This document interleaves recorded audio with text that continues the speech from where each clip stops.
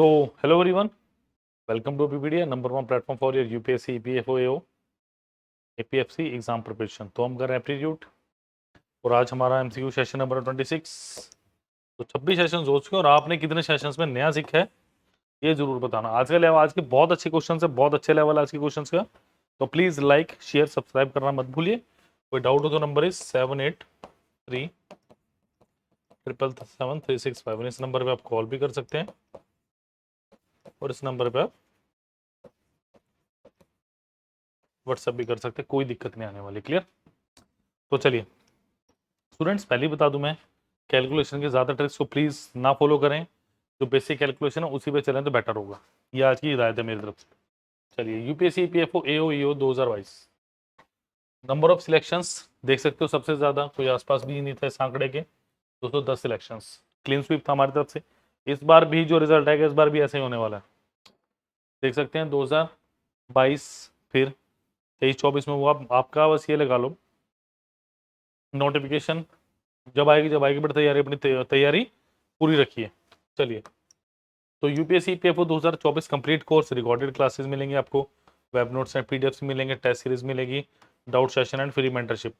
For further info 7837773651 इस number पर call कर सकते हैं। इस नंबर पे आप व्हाट्सअप कर सकते हैं, कोई दिक्कत नहीं। Clear?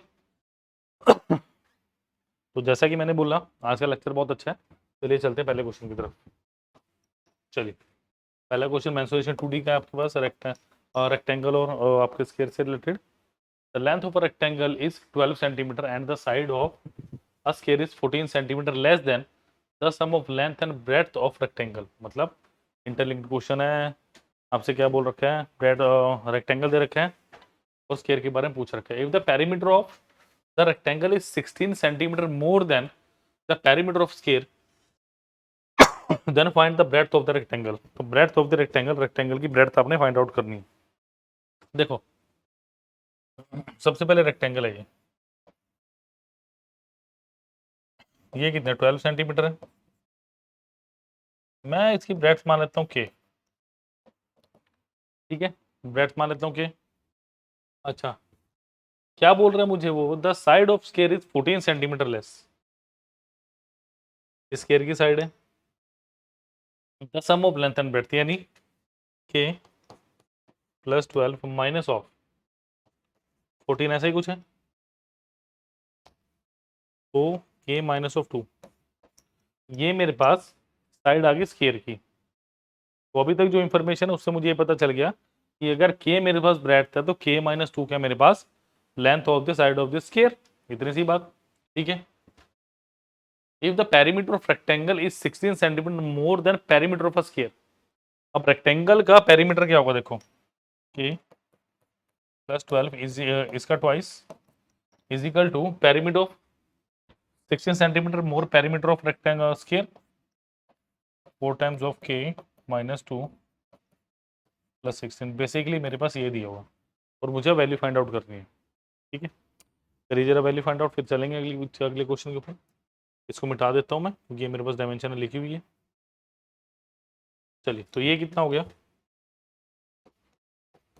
2k plus 24 is equal to 4k minus 8 plus 16। तो ये कितना हो गया मेरे पास?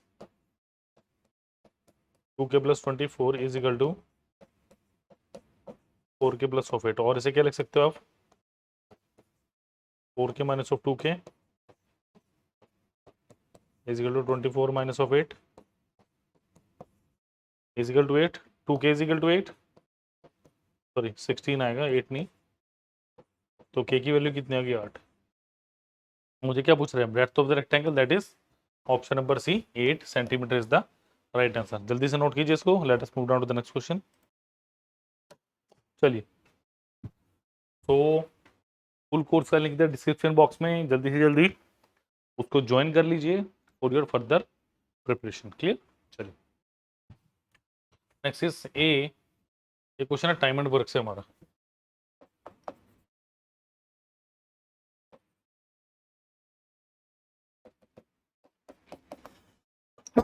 A alone can complete a work in 40 days. A and B together can complete 1/4 of the work in 3 days. A started the work alone and after 8 days B joined. Then find the number of days taken by A and B together to complete the remaining work. बताइए क्या answer है इसका? Answer बताइए क्या है इस question का?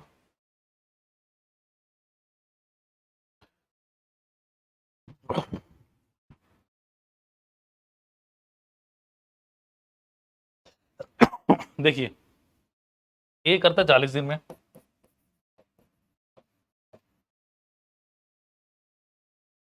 अच्छा सबसे पहले क्या थी, A and be together can complete 1/4 of the work in 3 days, यानी 1/4 of the work in 3 days. तो वर्क कितने में कर रहे होंगे? 12 डेज में कर रहे होंगे, 12 डेज में। तो time of A plus B कितना हो गया? तो अगर मैं इसका 120 एलसीएम ले लूं तो एफिशिएंसी ऑफ ए कितनी आ गई मेरे पास? 3, और efficiency of A plus efficiency of B कितनी आ गई आपके पास? क्या 10 आ गई? सिंपल है, ठीक है। अब क्या बोला जा रहा है, A started the work alone and after 8 days B joined them. अब अगर मैं ए की बात करूं, 1 डे वर्क ऑफ ए कितना आपके पास? 3 है। 8 डेज वर्क ऑफ ए कितना आएगा भाई? 8 गुना 3 कितना होगा? 24 आ गया, ठीक है। अब इसके बाद क्या हुआ, इसके बाद 8 काम के बाद, सॉरी 24 काम के बाद रिमेनिंग वर्क कितना है फिर मेरे पास?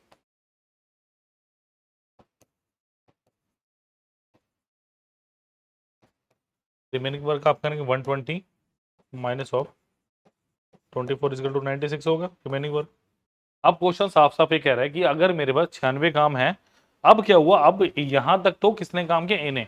अब बी ने ज्वाइन कर लिया, बी ने ज्वाइन कर लिया तो उनकी एफिशिएंसी क्या होगी? 10। तो remaining work time of A plus B,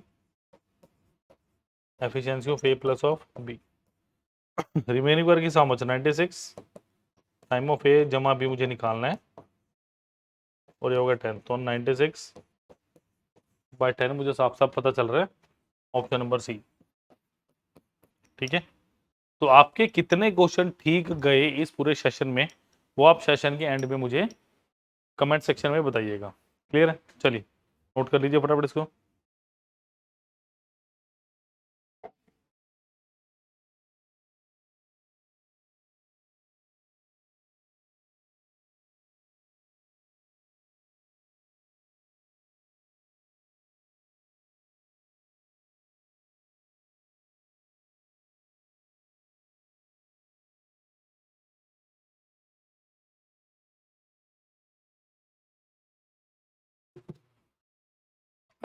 चलिए,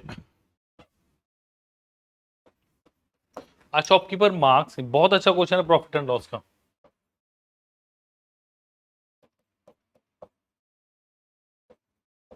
प्रॉफिट एंड लॉस के बहुत अच्छे क्वेश्चंस में से ये question is, a shopkeeper marks an article 40% above its cost price and allows a discount of 20%.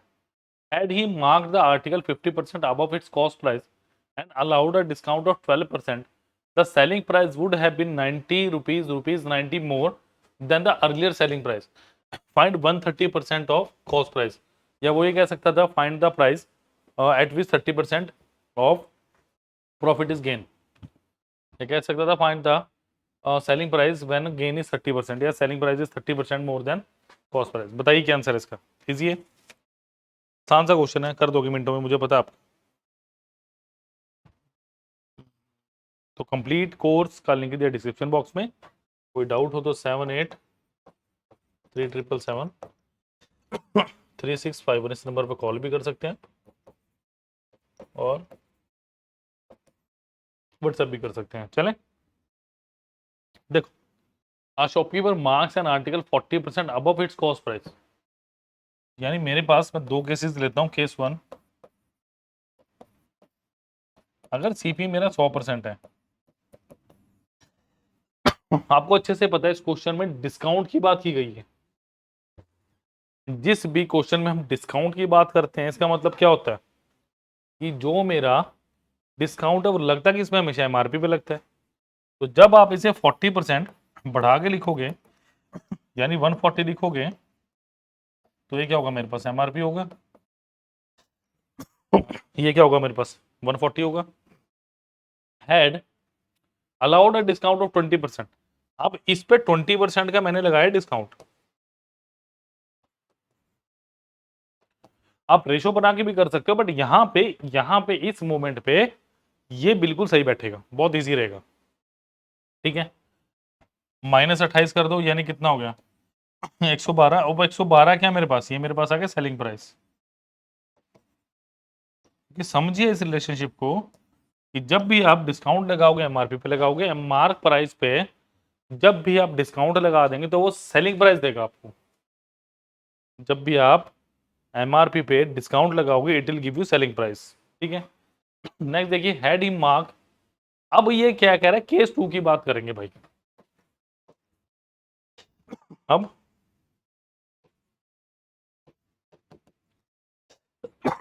Case 2 की बात करेंगे। Had he mark the article 50% above its cost price, यानी अगर अब सीपी मेरा 100% होता, 50% अबव, यानी एमआरपी कितना हो गया, 150% हो गया above its cost price, and allowed a discount of 12%। और अब यहाँ पे 12% का डिस्काउंट लगा होता, तो 150 का 12%, 112, 150 गुणा 12/100, 2 3 6 18, सॉरी 18, तो क्या 132 रह गया। और 132 क्या है,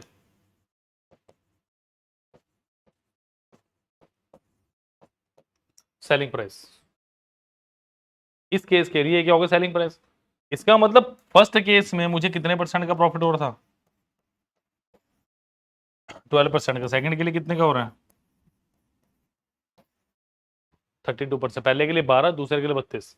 अब क्वेश्चन क्या कह रहा है, देखो इस लाइन को पढ़ो जरा। 50% above its cost price and allowed a discount of 12%, the selling price would have been 90 more। इसका मतलब यहां से यहां का डिफरेंस कितना है मेरे पास, 90 रुपए। और परसेंटेज में वो डिफरेंस कितना दिख रहा है मुझे, 12 और 32, 20% दिख रहा है। तो 20% की वैल्यू कितनी आई, 90। 1% की वैल्यू 4.5, 100% की वैल्यू 450। ठीक है, मुझे क्या बोला, 130%। देखो 10% की वैल्यू कितनी, 45, 30% की वैल्यू 135, 450 में 135 जोड़ दो, 5 8 585। Option number B is the right answer. Option number B मेरे पास बिल्कुल सही जवाब है इसका। समझ आई बात। तो आपको निरंतर लगे रहना है, प्रयास करने से ही सफलता मिलेगी, और प्रैक्टिस करने से परफेक्शन आएगी। तो आपको क्या करना है, निरंतर प्रयास करते रहना है, रेगुलर आपको तैयारी करनी है और प्रैक्टिस के साथ करनी है।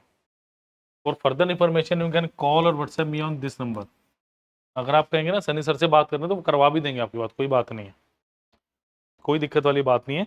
तो please do like share subscribe the channel. सारे के सारे लिंक डिस्क्रिप्शन बॉक्स में आपको साफ साफ दिए हुए हैं। तो चलिए चलते हैं नेक्स्ट क्वेश्चन के ऊपर, इसको नोट कर लीजिए फटाफट। अच्छा क्वेश्चन था, इजी था, बट थोड़ा सा ट्रिकी था।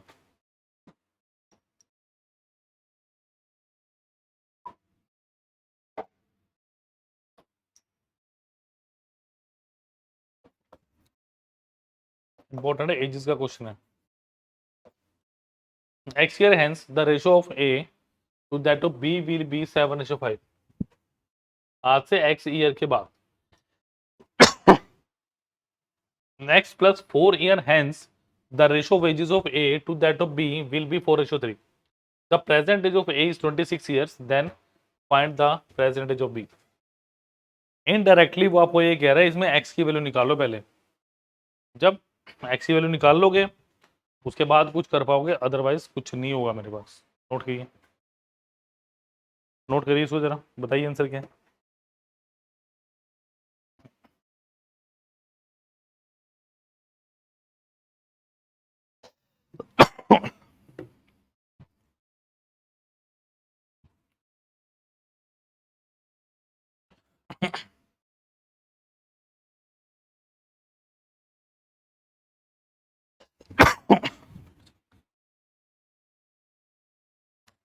चलिए देखिए जरा क्या दिया है।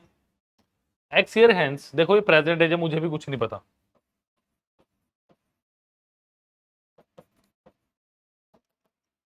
कौन कौन है, ए बी, मुझे कुछ नहीं पता। इससे एक्स ईयर के बाद रेशो कितनी है, 7:5।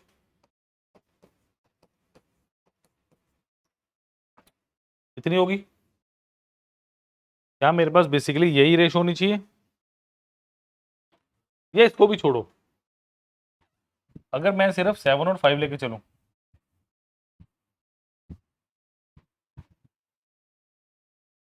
7:5 लेके चलूं, ठीक। X plus 4 year hence the ratio of age of A to B 4:3। एक है 7:5, एक है 4:3। मुझे एक बात बताइए, क्या इनके बीच का डिफरेंस 4 है? यस, उसने बोला है कि एक साल के बाद है, एक एक्स प्लस 4 साल के, मतलब उसके भी 4 साल के बाद। ऐसी बोली बात है कि एक 4 साल के बाद, एक 8 साल के बाद, ठीक है। अच्छा एक बात बताओ, यहाँ पे बैलेंस है, यहाँ 2 है और यहाँ 1 है, इसको करो 2 से मल्टीप्लाई, तो ये कितना रहेगा, 7:5 इनिशियली, और फाइनली क्या हो गया मेरे पास, 8:। तो यहाँ पे भी 1 यूनिट बढ़ा है, यहाँ पे भी 1 यूनिट बढ़ा है, इसका डिफरेंस भी 2 है, इसका डिफरेंस भी 2 है। ठीक है की बात? इसका मतलब मेरे पास इसका डिफरेंस कितना, 4 है, एक की वैल्यू कितना है, 4। तो 7 चौके कितना होगा, 28, और 7 और 5 चौके कितना होगा, 20। वो क्या कह रहा है, if the present age of A is 26 year.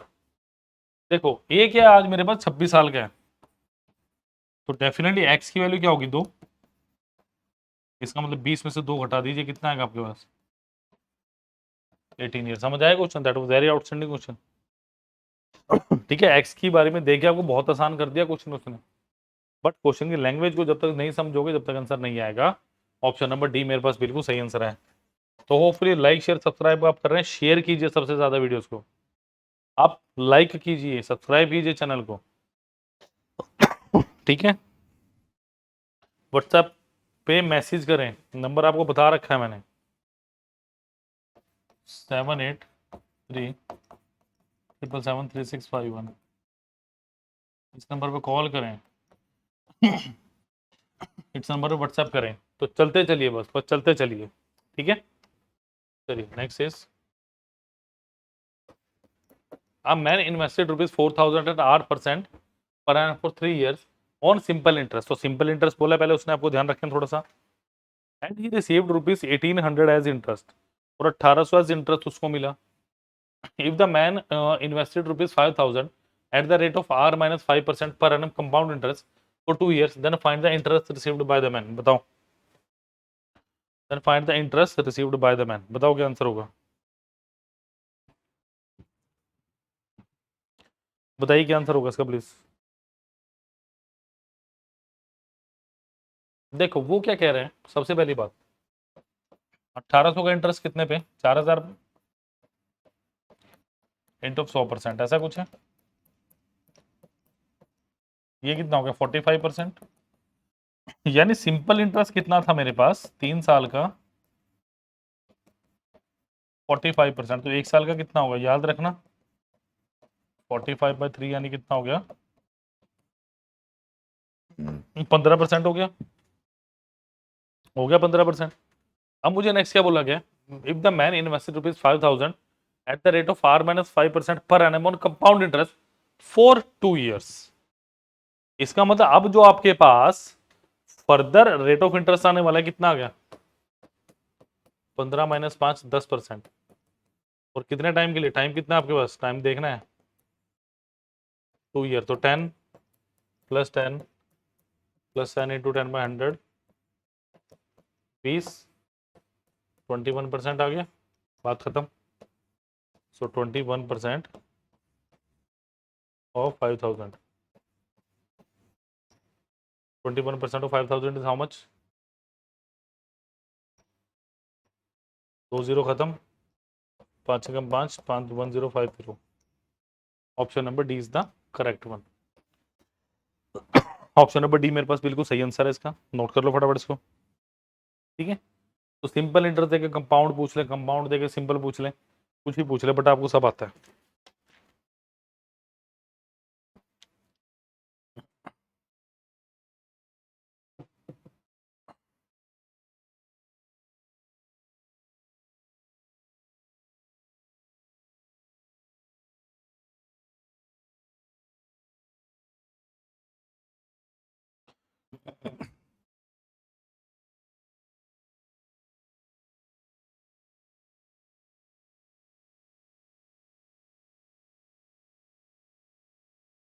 चलिए next is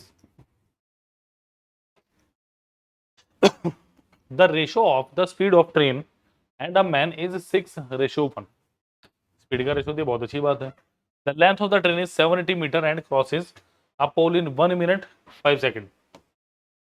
in how much time will the man crosses a 240 metre long platform. 240 metre लंबा प्लेटफॉर्म पार करने के लिए पर्सन को कितना टाइम लगेगा, बताइए आंसर। 240 मीटर का प्लेटफॉर्म पार करने के लिए पर्सन को कितना टाइम लगेगा।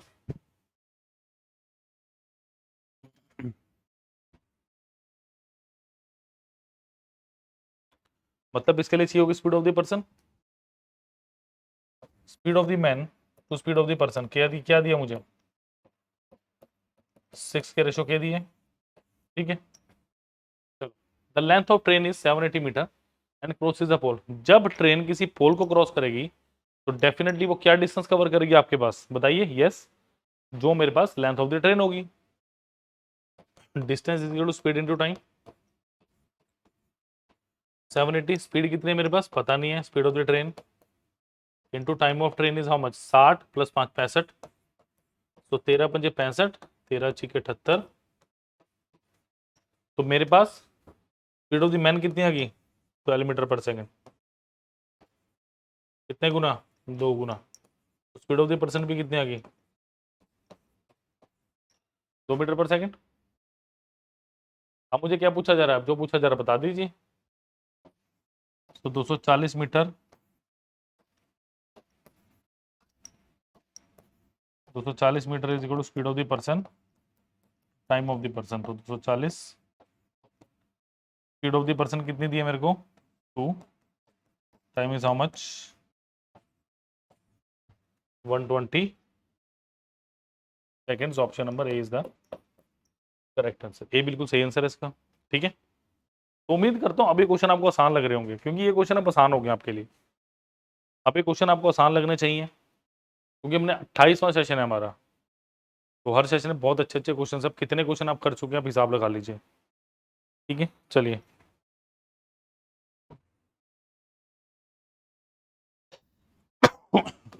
चलिए, ये क्वेश्चन ऑफ द डे, आज की क्लास का सबसे टफ क्वेश्चन है ये। वैसे टफ टू कुछ नहीं है, आपको आता है, आप कर लेंगे, मुझे पता है। ठीक है, आप इतने तो अब महारथी हो ही चुके हैं मेरे साथ। ठीक है, चलिए ट्राई करें क्वेश्चन देना। In a vessel water is 40% of the milk. But इस क्वेश्चन की थोड़ी लैंग्वेज को पकड़ना है मुझे। ठीक है, 40% of the milk when 28 liter of mixture are taken out from the vessel and 10 liter of water is added in the remaining mixture, the quantity of water becomes 60% of the milk. Find the initial quantity of milk. बताओ। देखो, in a vessel water is 40% of the milk. अगर मैं 100% की बात करूं, क्या दिए, water और मिल्क। 40% ऑफ द मिल्क का मतलब क्या है, अगर 100 है तो 40 है, इसका मतलब 2:5 आ गया। 2 के 5 के ले लो। अबे 2:5 से क्यों लेना पड़ा मुझे, देखो, क्योंकि क्वेश्चन में क्या बोला है, अनइवन क्वांटिटी निकाली है, मतलब 28 निकाली और 10 डाली है। तो जो 28 लीटर है वो भी किस रेशो में जाएगा, इसी रेशो में जाएगा। 7 की वैल्यू कितनी आ गई, एक की वैल्यू 4 आ गई। तो इसमें फाइनल क्वांटिटी कितनी रहेगी, 2 के माइनस ऑफ 2 यूनिट 8, और ये कितना हो गया, 5 के माइनस ऑफ 20। 28 क्वांटिटी निकाल दी। अब क्या कह रहा है वो, एंड 10 लीटर ऑफ, ये आप में से किसी ने भेजा मुझे क्वेश्चन है, 10 litre of water is added. 10 litre water आपने ऐड कर दिया। सो वाटर मिल्क, अगर 2 के -8 + 10 हो गया, और ये कितना होगा 5k - 20, तो ये कितना हो गया 2k + 2 5k - 20। अब क्वेश्चन पकड़ में आया, थोड़ा सा बोला, पूरा नहीं बोला मैंने भी, क्योंकि क्या बोल रहा है, water become 60% of the milk. 60% of the milk का मतलब क्या कि 100 है, तो ये कितना हो गया 60, तो यानी कितना हो गया 3/5। क्लियर, यानी 2k + 2 अपॉन 5k - 20 = 3/5। ये आई मेरे पास। ये बहुत इंपॉर्टेंट कॉन्सेप्ट है, बहुत इंपॉर्टेंट क्वेश्चन है, क्योंकि इक्वल क्वांटिटी वाले तुमने काफी बार किए हुए हैं कि एक को निकाल दिया दूसरे को ऐसे कर दिया, बट ऐसे इस तरह क्वेश्चन पहली बार कर रहे हैं। ठीक है, चलिए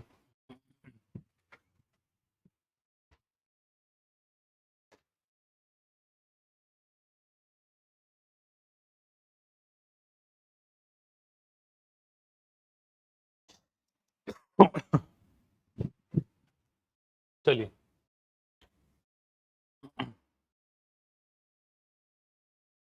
अब देखो जरा, इसको सॉल्व करें जरा। 2k + 2 upon 5k - 20 = 3/5। Cross multiply करो, 5 times of 2k + 2 = 3 times of 5k - 20, तो कितना आ गया 10k + 10 = 15k - 60। सो 15k - 10 के कितना आ गया 5k,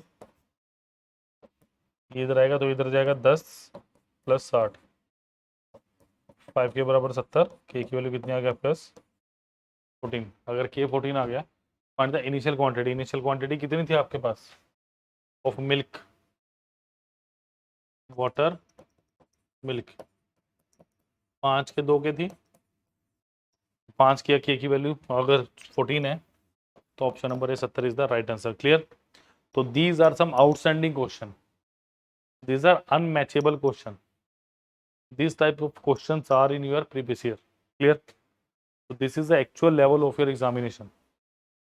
तो मैं दिल से चाहता हूँ आप लोग सिलेक्ट हो, बट जब तक आप मेरे साथ जुड़ेंगे नहीं, मैं आपके लिए क्या कर पाऊंगा। ठीक है, एमसीक्यू सेशन ही करवा सकता हूँ, इससे ज्यादा मैं क्या करवा सकता हूँ, क्योंकि थ्योरेटिकल पार्ट करने के लिए, बाकी सब्जेक्ट्स को पढ़ने के लिए आपको मेरे साथ जुड़ना पड़ेगा और रेगुलर बेसिस पे तैयारी करनी पड़ेगी। ये नहीं है कि नोटिफिकेशन आएगी तो तैयारी करोगे, मूर्खता वाला काम है वो, देखो सीधी सी बात है। अगर ऐसा ही करना तो मत करो, तैयारी छोड़ दो, कोई फायदा नहीं। लगन से करो, दिल से करो, कि जब भी एग्जाम आएगा मुझे ऑफिसर बनना है, दैट्स इट, मुझे यूपीएससी ऑफिसर बनना है। तो it's not a easy task, कोई इजी टास्क नहीं है। ठीक है, चलिए next is last question of the day.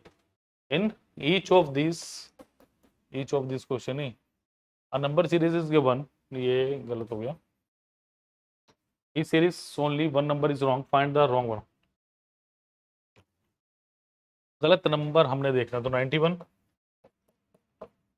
164, 134, 207, 177, 245 and 220। ये निकालना आपने। देखो, अगर आप थोड़ा सा इसको देखोगे, +73 हो रहा है, -30 हो रहा है, क्या है प्लीज 73 हो रहा है, 13 7 20 बिल्कुल हो रहा है, -30 हो रहा है, ये बिल्कुल -30 हो रहा है। तो क्या ये 73 हो रहा है, नहीं ये 73 नहीं हो रहा, क्योंकि 7 और 3 10 होगा, तो 245 is the wrong one. Clear, तो ये थे आज के आउटस्टैंडिंग क्वेश्चन जो मेरे पास थे। क्लियर, तो होपफुली आपने सारी चीज़ समझी होंगे, अच्छे से नोट्स अच्छे से बनाए होंगे और आपने हमें फॉलो किया होगा। क्लियर, तो these were the selected students जो 2022 में यूपीएससी पीएफओ में हमारे साथ सिलेक्ट हुए थे। 210 नंबर ऑफ सिलेक्शन थे हमारे पास। ठीक है, आसपास भी कोई नहीं था। UPSC PFO 2023 free interview preparation, get your own question bank based upon your depth. For further information 783777 इस नंबर पर आप कॉल भी कर सकते हैं, इस नंबर पर व्हाट्सएप भी कर सकते हैं। क्लियर, तो UPSC EPFO 2024 complete course details हैं आपके पास, रिकॉर्डेड क्लासेस मिलेंगे, वेब नोट्स पीडीएफ मिलेगी। वेब नोट्स होती है आपकी theory part basically, doubt session मिलेंगे, फ्री मेंटरशिप 783777 7773651। इस नंबर पर कॉल भी कर सकते हैं, इस नंबर पर व्हाट्सएप भी कर सकते हैं। क्लियर? तो जुड़िए मेरे साथ, सारे के सारे लिंक डिस्क्रिप्शन बॉक्स में दिए। Thank you.